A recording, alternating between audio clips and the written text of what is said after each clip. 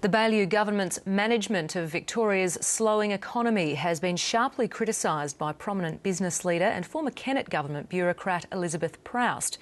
She says Victoria is in danger of losing its competitive edge against other states unless the government acts now to stimulate the economy with new infrastructure projects. In the lead up to the Grand Prix, the Premier's playing host to sporting, business and political leaders from around the world. These events do add to our state, add to our economy, nearly $1.5 billion in these events alone.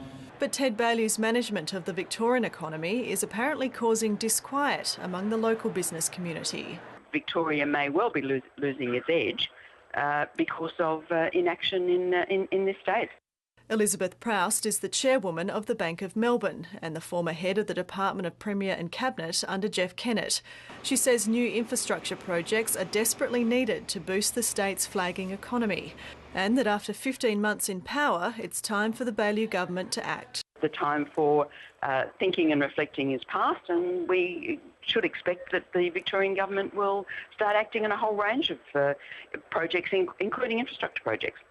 Victoria's Peak Business Group wants detailed plans set out and funding allocated in the May budget. But ultimately, decisions need to be made, and we need timelines and milestones to assess progress in delivering those infrastructure projects.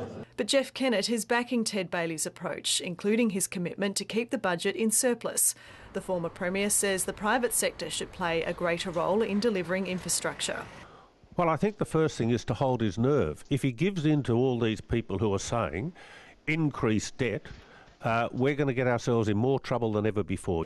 The Premier wasn't available for interview today, but he has set up a new task force to recommend improvements to the government's delivery of public services.